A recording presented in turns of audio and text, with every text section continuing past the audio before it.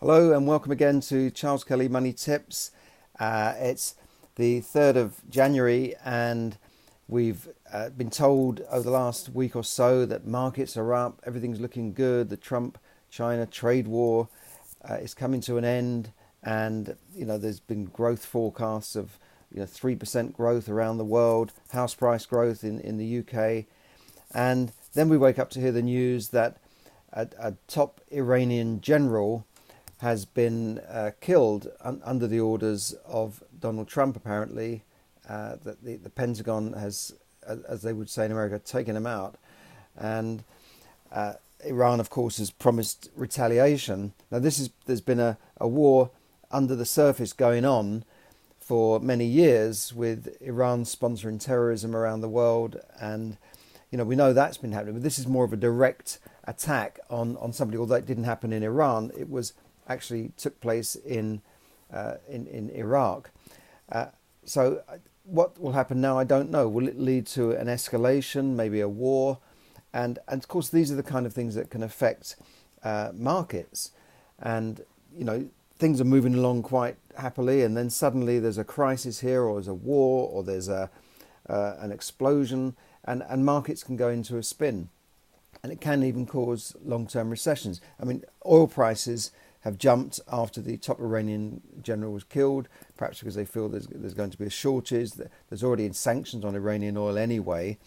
And we also see that gold prices and precious metals have also jumped. I think gold jumped this morning by 2.5% just in one couple of hours. Stock markets, of course, have dipped in most places. The FTSE index was down. Most markets are down, not by huge amounts, but they've reacted negatively to this kind of news. So what will happen, we don't know. It depends on how they talk this one through. But clearly, it seems like an act of war to me when you have a drone kill a general although not in Iran, but in Iraq.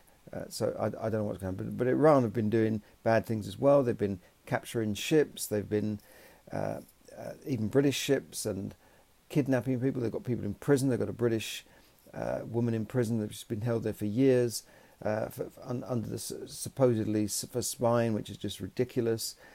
So we know that there's problems there, and but this is really taking it up another couple of notches. So we will have to see what happens with that. In the meantime, house prices have risen over 1%.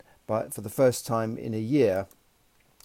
This is what we've been predicting, that they would go up. So house prices rose by 1.4% over the course of 2019. This is a year on year, according to the Nationwide. This is just one of the surveys. So we can't take too much into that, but I think in some parts of the country, as we said in an earlier broadcast, some parts of the country will rise higher than they did last year. But there's still affordability issues in the big cities, particularly in London and the southeast, where people can't get the mortgages they require to buy the property unless they have huge deposits from parents or whatever. So there you go. The week has ended on a bit of a somber note from all the positivity of the last week, when we thought things are looking good, and then all it takes is this spark, this kind of assassination now. And we could see more terrorism. We could see even a full escalation of war. So let's see what happens. I wish you all a good weekend. And thanks for listening. This has been Charles Kelly, bringing you money tips to help you save, earn, invest, accumulate, and enjoy more money. Thank you.